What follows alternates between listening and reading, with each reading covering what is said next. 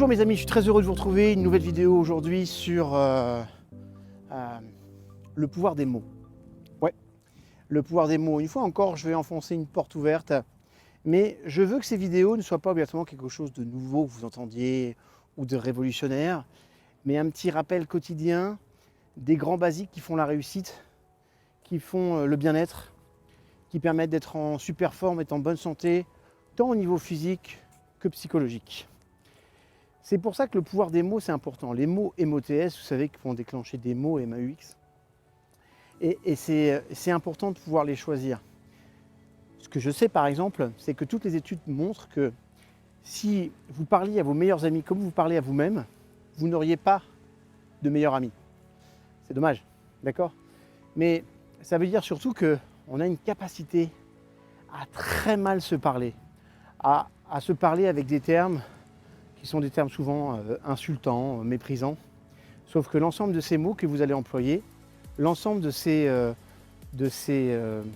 structure en fait, au niveau des mots, c'est celle qui va vous permettre aussi d'avoir un message interne qui va réduire considérablement la notion d'estime de soi. D'accord? C'est-à-dire que l'amour de soi, qui est un des piliers de l'estime de soi, c'est quelque chose qui repose beaucoup sur la façon dont vous vous parlez. Ok, est-ce que ça vous arrive de très très mal parler à certaines personnes?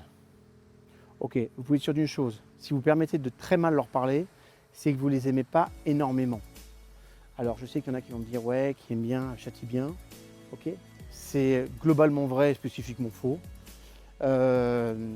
Qui aime bien, je veux dire, préserve. Qui aime bien, prend soin d'eux. Et ça, c'est super important.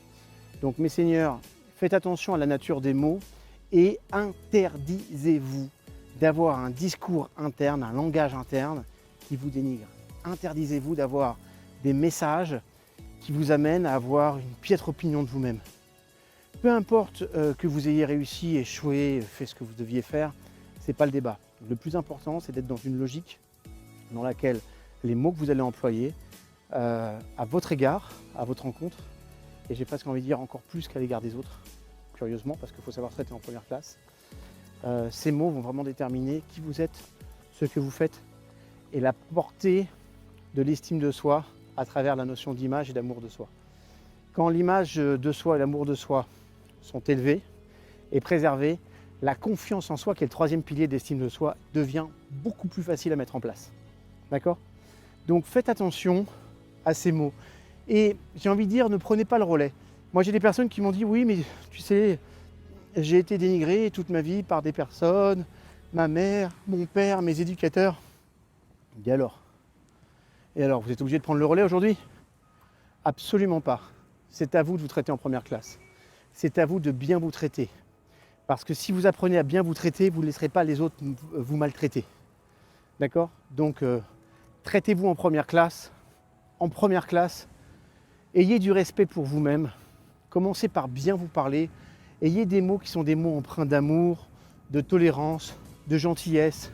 Des mots que vous employeriez avec la personne pour laquelle vous avez le plus de tendresse et d'amour dans votre vie. Faites ça et vous allez voir que votre vie, elle va changer. Voilà, je vous aime. Je vous retrouve sur une prochaine vidéo. À très bientôt. Bye.